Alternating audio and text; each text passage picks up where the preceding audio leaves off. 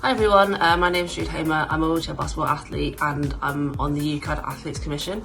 Apologies for the slightly rough appearance. I'm at a Scotland training camp for the Commonwealth Games and just about to go for dinner. So UK Anti-Doping have just asked me to do a little video just talking through the different parts of what you'll find in a testing kit coming up to the Commonwealth Games, so everyone is prepared. Some of you may not have been tested before, might not have seen the kit before, so we thought it'd be a good thing to go through the items just so you are prepared and you know what to expect.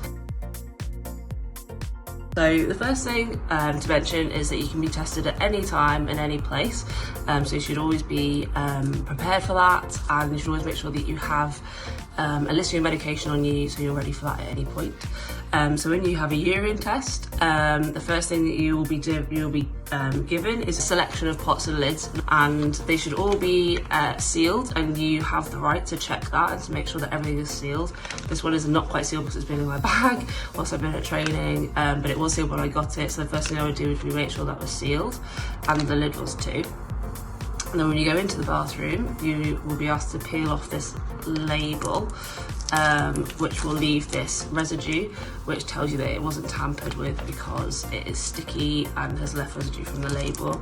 So obviously you would open that, fill up your test sample to where the personnel ask you to, at which point you will have your lid.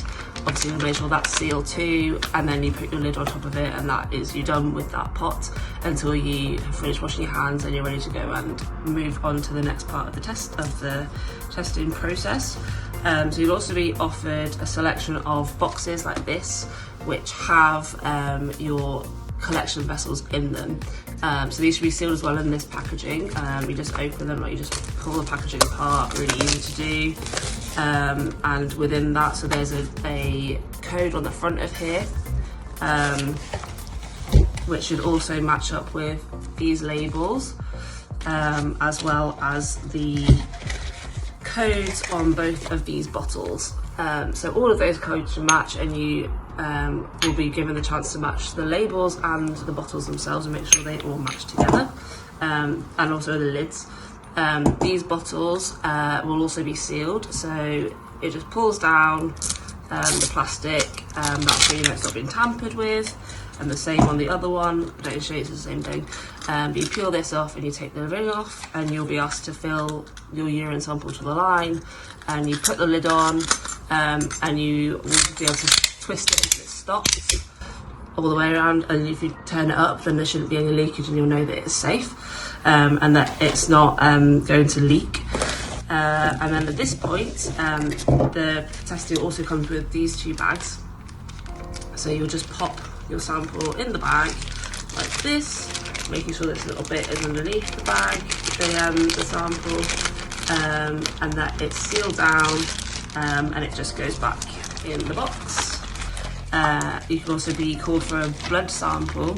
I've not been called for blood samples. I've not gone through the process. So you don't have to take your own blood sample. There'll be somebody there who will take the blood for you, who is trained to do so. So they will have a little kit that has, has gloves, has a wipe, has plasters, all of those bits and pieces are in there. And obviously it will have needles to take the blood from, but also it has these two pots to put the blood into, and then it's a very similar process to the urine, where you just have two samples like this, two vessels like this. They should both be sealed. Again, the same with the urine pots, you have to check the labels to make sure that they're the same, that all the numbers correspond, all match up, and that your pots are sealed. And it just goes into the bags as it did with the urine.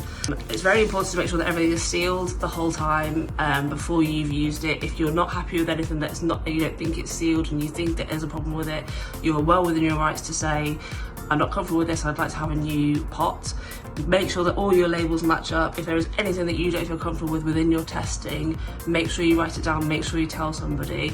Don't feel embarrassed, don't feel uncomfortable about it. Everyone's there to try and make it as smooth as possible for you, and it's your test and it's your responsibility, so you have to make sure that you feel as comfortable as possible with the process. If there's anything you don't like about it, so for example, I've been tested in different countries where they will run a tap where I'm going to the toilet. which technically isn't allowed because the water could contaminate your sample if your pot is on the side. You are within your rights to write that down somewhere. If you don't feel like they used gloves appropriately, or you don't feel like they were watching like it was thorough enough, and you are within your rights to say that.